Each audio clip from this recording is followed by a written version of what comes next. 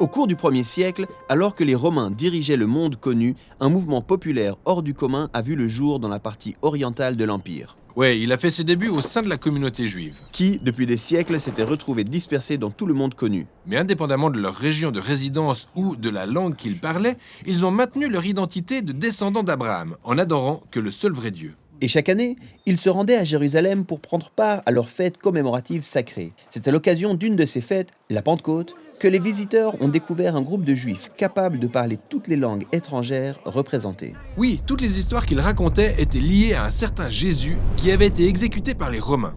Ils affirmaient qu'il était ressuscité d'entre les morts et avait été établi comme le véritable roi d'Israël et du monde entier. Et ce Jésus invitait désormais le peuple à adopter son système de valeurs inversé et à vivre sous son règne, appelé le royaume de Dieu.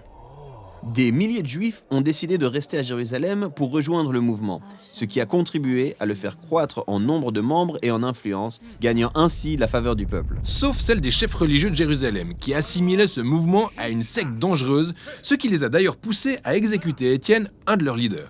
Ne se sentant plus en sécurité à Jérusalem, la plupart des disciples se sont enfuis vers des contrées voisines, toujours sur le territoire de la Judée. On pourrait penser que l'histoire s'arrête là, mais en réalité, c'est à la faveur de cette tragédie que le mouvement s'est étendu hors de Jérusalem.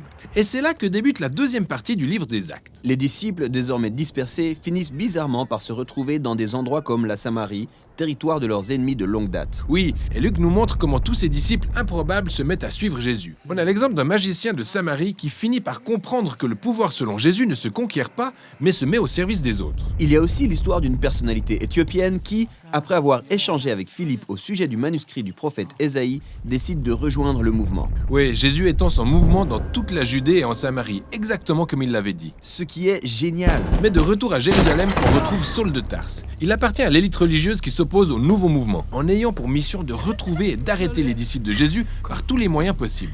Il est vraiment cruel, cet homme. Analysons les choses plutôt de son point de vue. Par le passé, Israël s'est tourné vers d'autres dieux et les faux prophètes, ce qui avait conduit tout le peuple au désastre. Il était persuadé de protéger Israël et d'honorer Dieu en se débarrassant de ces personnes. Saul apprend ensuite que le mouvement s'était étendu jusqu'au nord, dans la région de Damas. Il décide donc de s'y rendre pour retrouver et arrêter davantage de disciples. Et c'est en chemin que Saul fait cette rencontre inattendue avec le Jésus ressuscité en personne. Jésus commence par demander à Saul pourquoi il le persécute, avant de faire de lui son ambassadeur qui l'envoie auprès d'Israël et des nations. Saul est abasourdi et sans voix. Il finit tout de même par arriver à Damas, sauf que maintenant, il prêche la bonne nouvelle de ce Jésus qu'il passait son temps à persécuter. Personne ne l'a vu venir celle-là. C'est clair, et le même schéma se reproduit dans ce qui suit. Dans la ville portuaire de Césarée, il y avait un centurion romain du nom de Corneille, qui incarnait à lui seul tout ce que le peuple juif détestait chez l'occupant romain. Un ange lui est apparu et lui a dit de faire venir un dénommé Pierre. Pierre arrive donc chez Corneille, où il le trouve avec ses amis et sa famille, qui sont tous réunis chez lui. Cette scène à elle seule constitue un scandale pour l'époque. Les juifs n'entrent pas chez les non-juifs pour éviter de se souiller. Alors, que peut bien faire Pierre ? En fait, Pierre a eu une vision peu de temps avant cette rencontre. Dieu lui avait montré un groupe d'animaux dont la consommation était interdite dans leurs coutumes, en disant « tue et mange ». Et Pierre, outré, a répondu en disant « Je n'ai jamais rien mangé d'impur ». Ce à quoi Dieu a répondu « Ne considère pas comme impur ce que Dieu a déclaré pur ». Et c'est sur ça que s'achève la vision. Donc, Pierre est sur le point de commencer un nouveau régime alimentaire ? Non.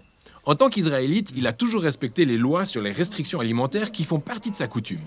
Cette vision le préparait pour le moment où il devrait se tenir devant des non-israélites, qualifiés d'impurs. Et c'est là qu'il comprend que Dieu était en train d'assimiler ces gens à la famille d'Abraham. Pierre décide donc de rester pour leur parler de Jésus. Et le Saint-Esprit se manifeste exactement comme il l'avait fait à la Pentecôte. Sauf que cette fois, c'est un centurion romain et sa famille non juive qui en bénéficient. Le mouvement a explosé les barrières. De retour à Jérusalem, Pierre raconte ce qui s'est passé aux autres apôtres. Et ils apprennent tous que davantage de non-juifs sont désormais disciples de Jésus dans la très grande ville commerciale du Nord, qu'est Antioche.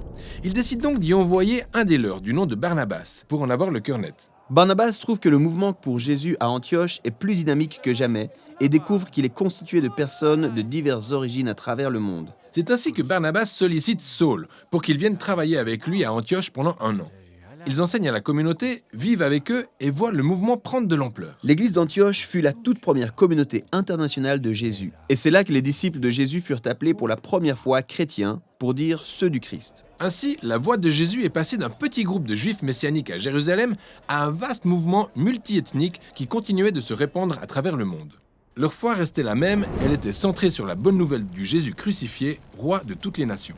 Mais ce message et leur nouveau style de vie étaient déroutants et parfois perçus comme une menace pour les citoyens romains de leur entourage. Nous nous intéresserons maintenant au conflit survenu quand ce mouvement s'est étendu, comme l'a dit Jésus, jusqu'aux extrémités de la terre.